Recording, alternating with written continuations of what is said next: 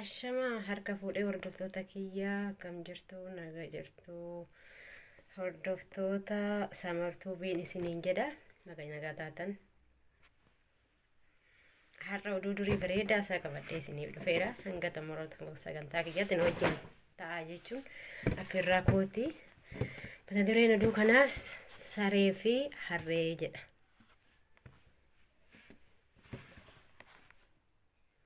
Saree fi harree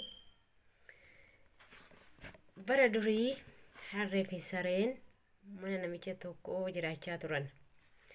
Sareen hojii isaa halkan mana eeguudha. Harreen immoo xaafii baatee gabaa geessuudha. Waan bitames fuudhee galuudha. Haa ta'u malee harree fi sareen hojii isaaniitti gammadu mooti. Harreen ani guyyaa guutuu waa baachaan oolaa. Hanga duddi koona luqawutti hojjechaan oolaa. Garuu nareebaa oolu kana caalaa nagaheera jedhee sareetti himate. Harreen jechuudha. Sareenis deebisee anis akkuma keeti halkan mana eegaan bulaa.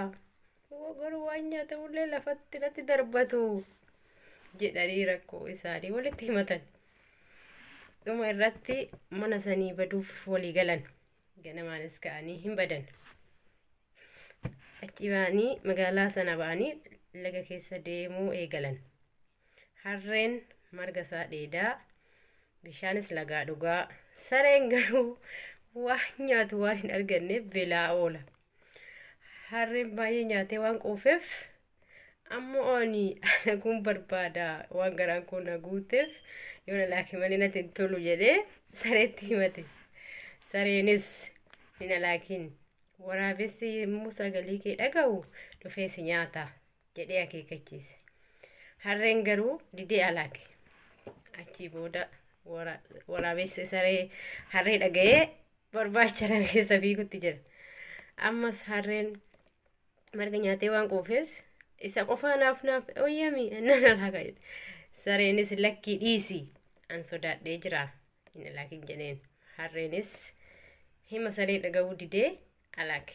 Yommuu ofirra garagaru waraabessi harree sagalee kee dhaga'ee si barbaadaa ture idaas jirta jedhee utaalee morma harree qabatee ajjeese.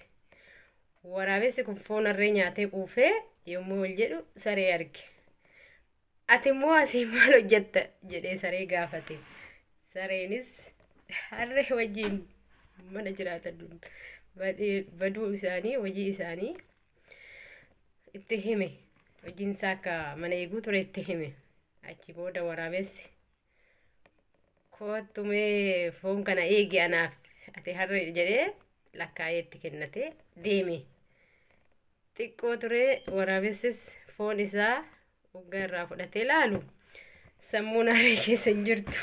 Waraabessis eessa geessite sammuu harree kanaa jedhee dheekkame gaafate.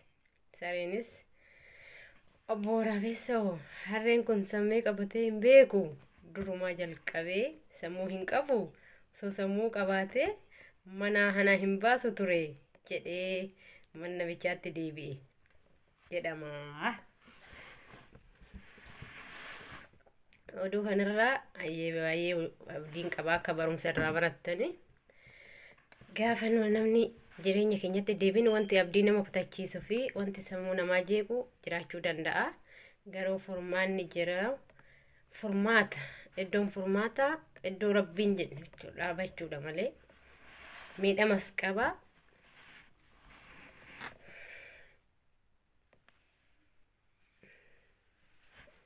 Isin jedha.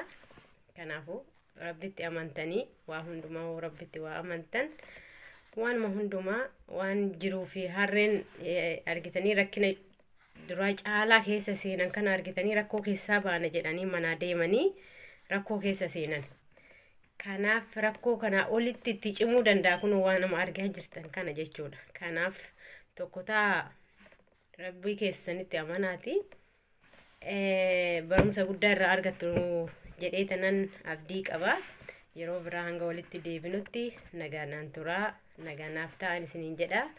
bakka jirtanitti rabbiin argitee dhukkubarraa waa hundarraa koronaa kanallee hunduma kana nurraa haa balleessu dhukkuba hundarraayyuu rabbiin nu haa baasu isin waa godhu jabaadhaan isiniin jedha hordoftoota kiyyaa warri isinitti tole laayikii sheerii gochuu hin dagatinaan isiniin jedha naganaaf ta'a.